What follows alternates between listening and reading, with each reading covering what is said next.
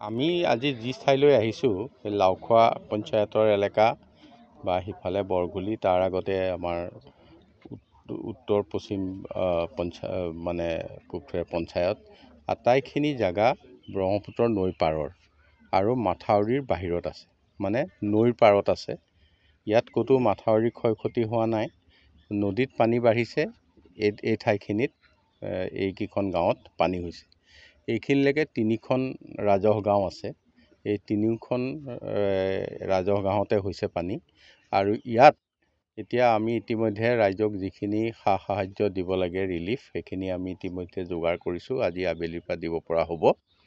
আৰু ইয়াত এটা কথা, ইয়াত আৰু মাথাউৰি বনোৱাৰ কোনো সা সুবিধা নাই।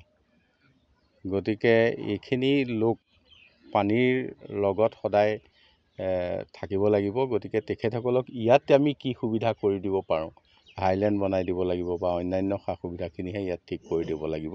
আৰু নদীত অলপ খহনীয়া হৈ আছে, এই খহনীয়াটো যাতে ৰোধ কৰিব পাৰি তাৰ কাৰণে ব্যৱস্থা ল'ব লাগিব। পূৰ্বৰ পৰা দেখিবলৈ পোৱা গৈছে যে ইয়াত 3 মাহ, ইয়াত যিসকল লোক আছে আপোনাৰ বানাক্ৰান্ত, তেওঁলোক 3 মাহ অন্ততঃ পানীৰ তলত থাকিব লাগে বিনা পানী। এইসকলৰ কাৰণে কিবা স্থায়ী সমাধান ল'ব পৰা যায় নেকি? তেখেতসকলে কৈছে নৈৰ পাৰতকৈ তেওঁলোকৰ গাঁওখন অলপ দত আছে, গতিকে পানীটো সোমোৱাৰ পিছত ওলাই নাযায়।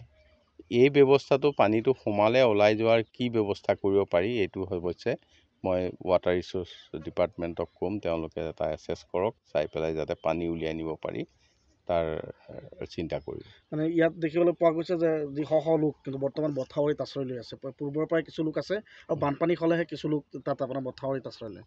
তো এইসকলৰ কাৰণে কিবা ব্যৱস্থা আছে? চাওক, এই লোকখিনিয়ে পানীৰ নদীৰ কাষত পানীৰ মাজত থকাকে বসবাস কৰিছে। এনেকুৱা হোৱা নাই যে মাথাউৰি ভাঙোৱাৰ কাৰণে তেখেতসকলৰ পানী হৈছে। নদীত পানী বঢ়াৰ লগে লগে তেওঁলোকৰ ঘৰত পানী হোৱাটো নিশ্চিত। আৰু আমি চৰকাৰেও তেওঁলোকক চৰকাৰী নিয়ম মতে যিখিনি সা সহায় কৰিব লাগে সকলো সময়তে কৰি আছোঁ, এতিয়াও কৰিম। গতিকে তেওঁলোক এটা কথা নিশ্চিত, তেওঁলোকৰ নদীত পানী বাঢ়িলে তেওঁলোকৰ ঘৰত বানপানী হ'ব।